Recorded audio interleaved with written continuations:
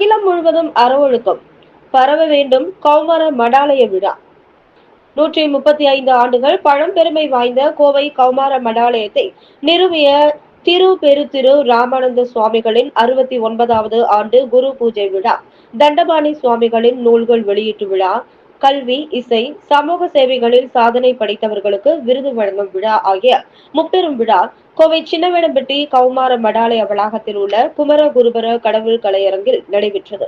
விழாவுக்கு பெருந்திரு ராமானந்த குமரகுருபர சுவாமிகள் தலைமை தாங்கினர். முன்னாள் கல்லூரி கல்வி இயக்குனர் டாக்டர் குமாரசாமி வரவேற்று பேசினார்.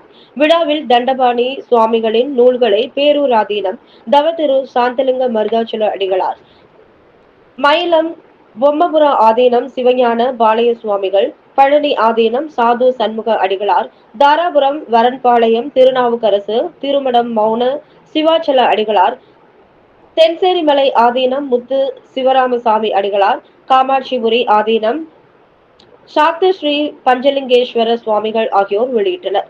அதனைத் தொடர்ந்து கல்வி, இசை, சமூக சேவையில் சாதனை படைத்த அண்ணா பல்கலைக்கழக முன்னாள் துணைவேந்தர் டாக்டர் பாலகுருசாமி, அவினாசிலிங்கம் பல்கலைக்கழக வேந்தர் குழந்தைவேல், ஐநா சபை சிறப்பு தூதர் ராஜா பி ஆறுமுகம், மலேசிய நாட்டைச் சேர்ந்த டாக்டர் ஜெயபாலன் வள்ளியப்பன், லண்டனைச் சேர்ந்த சிவா தம்பு, சுவிட்சர்லாந்து நாட்டைச் சேர்ந்த கணேஷ்குமார், வடவள்ளி திருப்புகழ் குழுவைச் சேர்ந்த வைத்தியநாதன் மற்றும் கௌமார மடாலயத்தை சேர்ந்த தவில் நாதஸ்வர கலைஞர்களான கனகராஜ், கோவிந்தராஜ், மாணிக்கராஜ், கணேசன் ஆகியோருக்கு விருது வழங்கப்பட்டது. விழாவில் பெருந்திரு ராமானந்த குமரகுருபர சுவாமிகள் பேசுகையில், 135 ஆண்டுகளுக்கு முன் ராமானந்த சுவாமிகளால் தொடங்கப்பட்ட இந்த கௌமார மடாலயம் கொல்லாமை, புலால் உண்ணாமை, இறையன்பு, அறவொடுக்கம் ஆகிய நெறிகளை உலகம் முழுவதும் பரவச் செய்ய வேண்டும் என்ற உயர்ந்த நோக்கத்துடன் செயல்பட்டு வருகிறது என்றார்.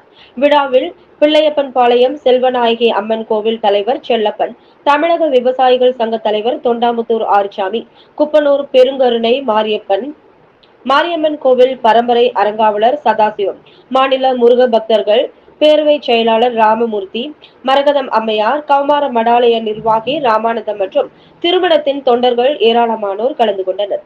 அதனைத் தொடர்ந்து மாலையில் ரத யாத்திரை நடந்தது. அலங்கரிக்கப்பட்ட ரதத்தில் திருப்பெருந்திரு ராமானந்த சுவாமிகள் திருவுருவ சிலை வைக்கப்பட்டு சின்னவேடம்பட்டி, சரவணம்பட்டி, சிவானந்தபுரம் பகுதியில் உள்ள 10க்கும் மேற்பட்ட கோவில்களுக்கு கொண்டு செல்லப்பட்டது.